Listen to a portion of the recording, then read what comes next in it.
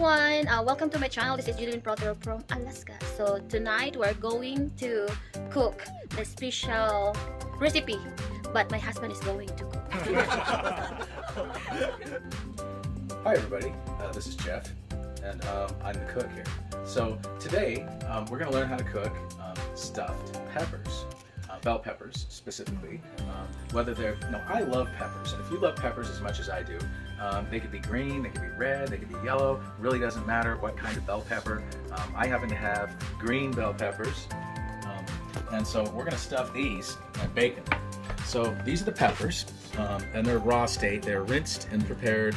We need to open them up, but we'll get to that in a minute. And then they're going to be stuffed with lean ground beef. And this is our, semi-discount lean ground beef. And because I didn't have enough lean ground beef, we're going to add some bison. So we're going to have bison beef. Bison's a lot like beef anyway.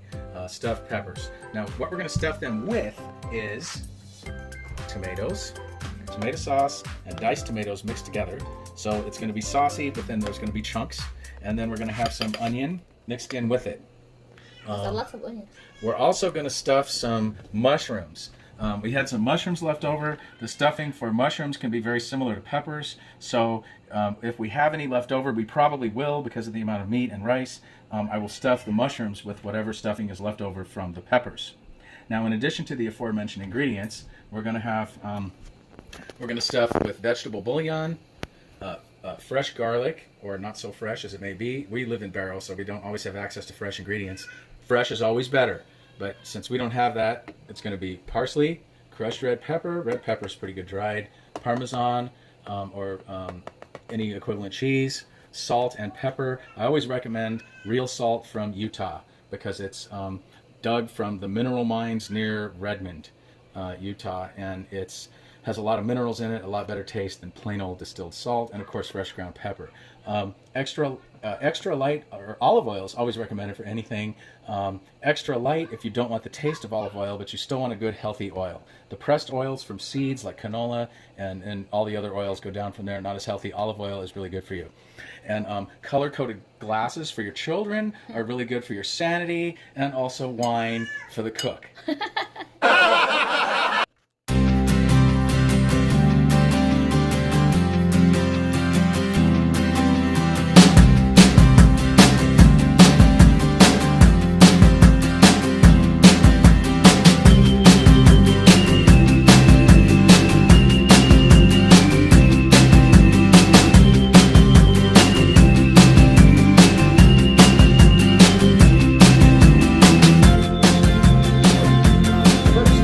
Need to be cleaned.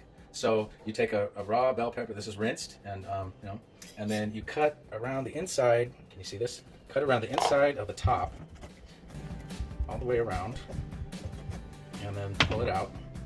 Okay. Hopefully, if you've done it right, you're gonna have most of the seeds will be with the thing on the inside. There's a few seeds left in the middle. You can just pull those out like that, and that's basically it. You've got a pepper here it's hollowed out so that you can put the stuff in. Okay, rinse them out. Get some of the seeds.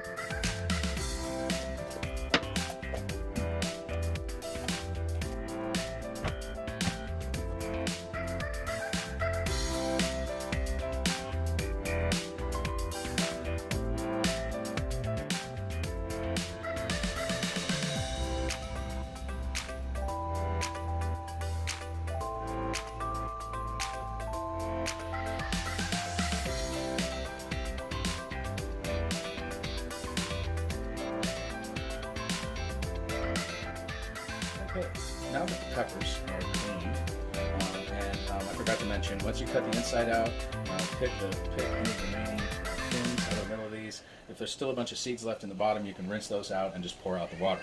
The next step is to blanch the peppers. That pre-cooks them so that after they're stuffed and cooking in the oven, they're nice and soft.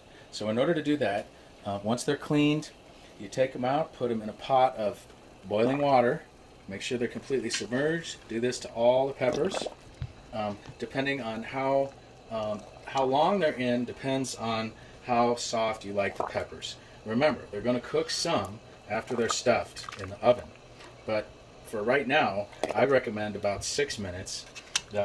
Whoops, and a claw that doesn't pick on a hook.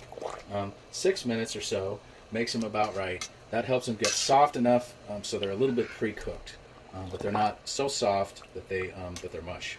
Again, it's personal taste. I like them about 6 minutes.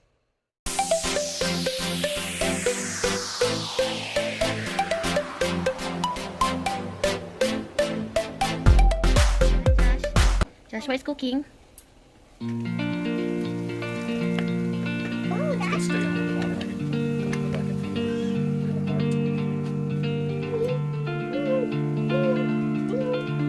Wait.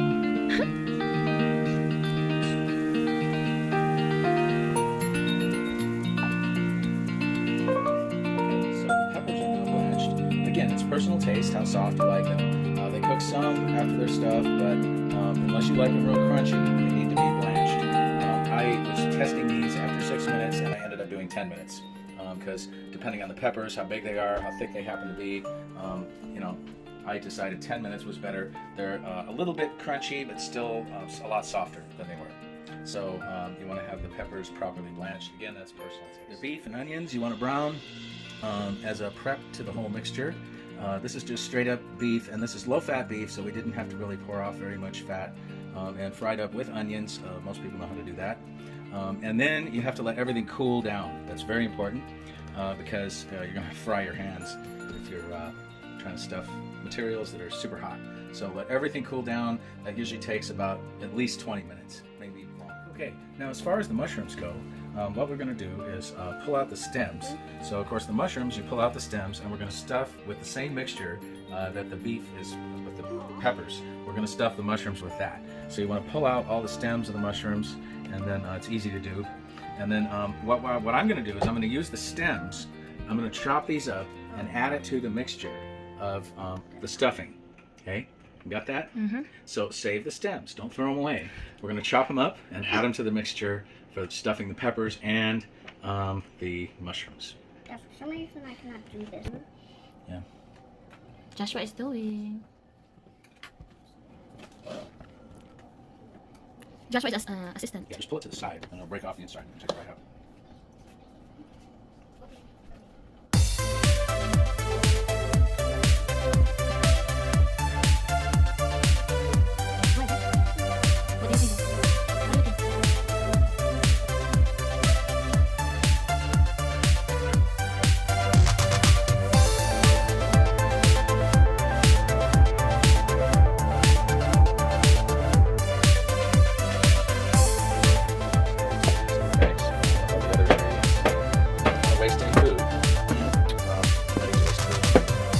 Stems are perfectly good. You can use those to add to the stuffing mix.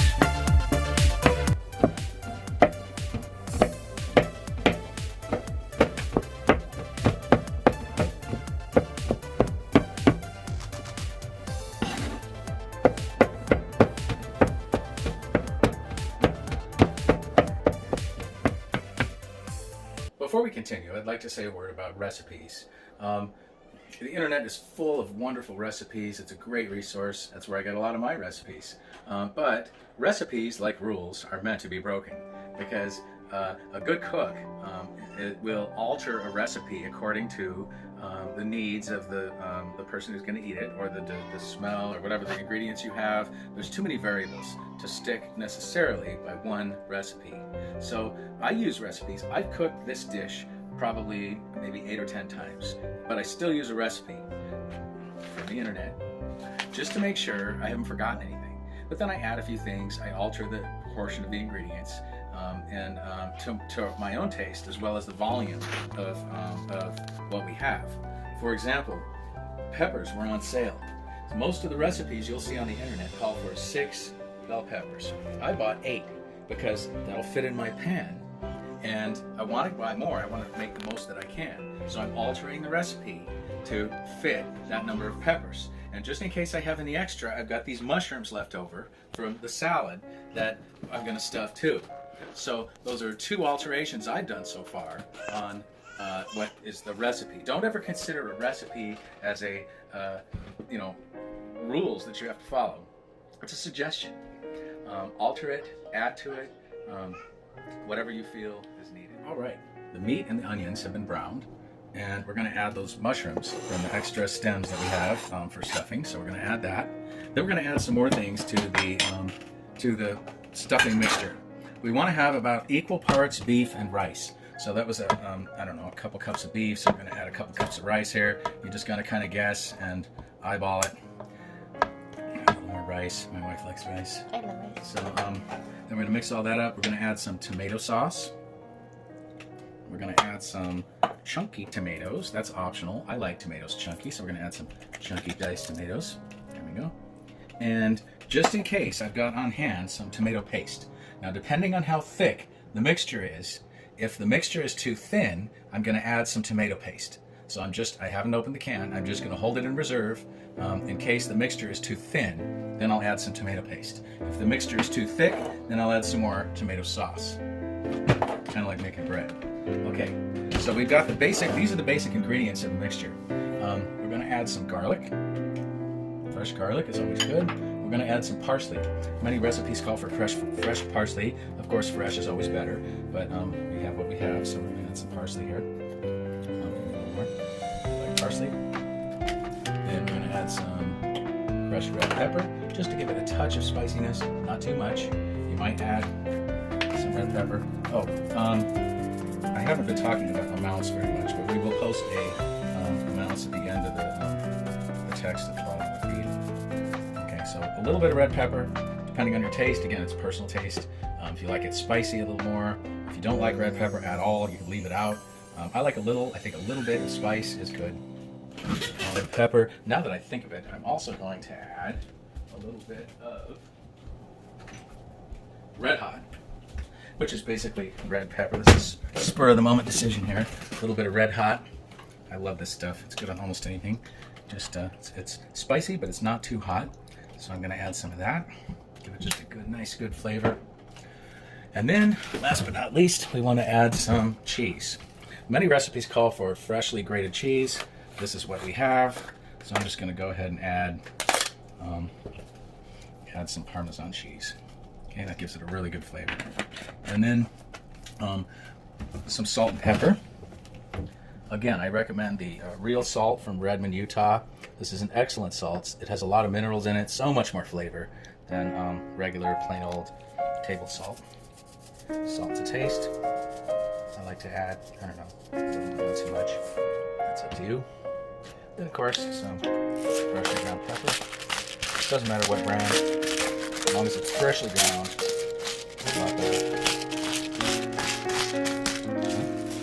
Now, one thing that's not going in here, and I didn't mention it, but we'll look at it later, is some cheddar cheese on top. That's just my own personal preference. You can top it with whatever you want, or nothing. Also, breadcrumbs are good as a stuffing. You don't have to use them. Probably started to grill.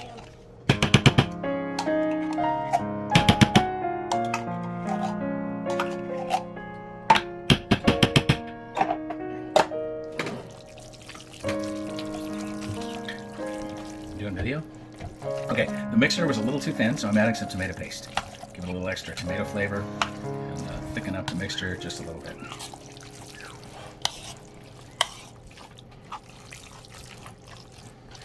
I'm looking at the volume of this, and based on my knowledge, I'm thinking it's probably about right. Maybe we could add a little more rice, but I think this is looking pretty good.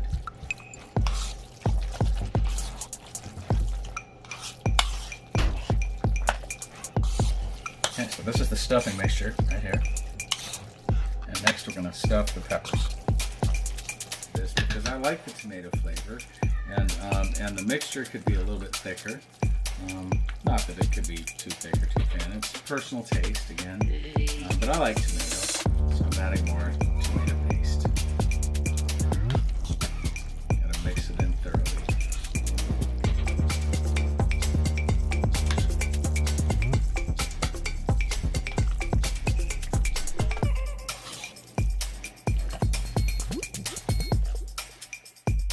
Okay, we're stuffing the peppers. Now when you stuff the peppers, you want to stuff them real full. The stuffing is great, the peppers are great. You don't want to leave air pockets or bits of pepper that are just completely folded up.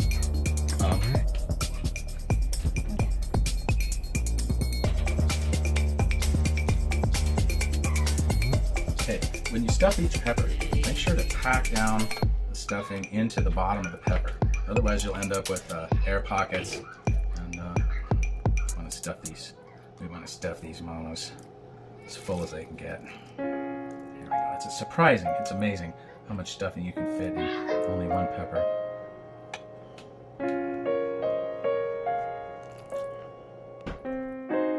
Peppers are now stuffed, and we keep packing it in.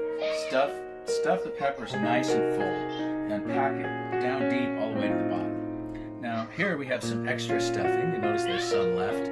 We're going to stuff the mushrooms with the rest of the stuffing. Now keep in mind that when you cook, these peppers are big and thick. They need to cook for about an hour. But the mushrooms are small and thin, so they don't need to cook for nearly as long. Again, you want to leave the peppers in for these for about an hour. Cover them. We're going to top them with cheese. We're going to cover it with tin foil, aluminum foil, and then cook for about an hour. The rest of the stuffing with the mushrooms, we're going to stuff these and then top them with Parmesan cheese. We'll cook for 20 or 30 minutes, not nearly as long as the peppers. There's Parmesan inside too. Well, I know, but then I like to cover these with more. This is sharp cheddar. Sharp cheddar has a much stronger taste than medium or Colby Jack. This cheese is more flavor and less oil.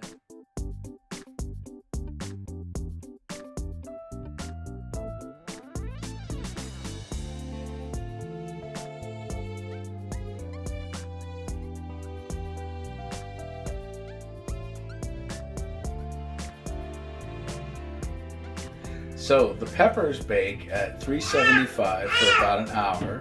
Again, you want to make sure that you probe it, see how well you like it done. I cover them with tin foil to begin with, and then take it off later to give it a nice brown crisp. Just enough to keep it from burning.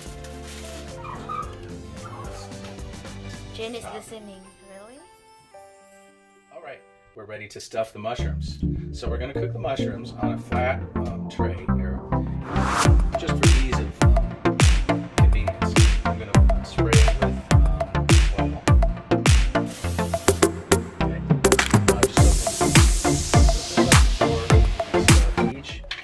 Just each piece of whatever it may be, mushroom in this case, and we're going to stuff them down. And mushrooms are tricky. You've got to make sure and stuff them all the way down on the inside, and then add some extra on top. Because if you don't stuff the mushroom, mushrooms are watery on the inside. So if you don't stuff them full, when you bake them, they're going to be all watery and slimy. So you want to stuff them real full. Make sure you get all the way down inside with that stuffing. Okay? And they're still going to be kind of watery. I mean, that's just how they are. So stuff them high, stuff them full. And make sure they're completely full.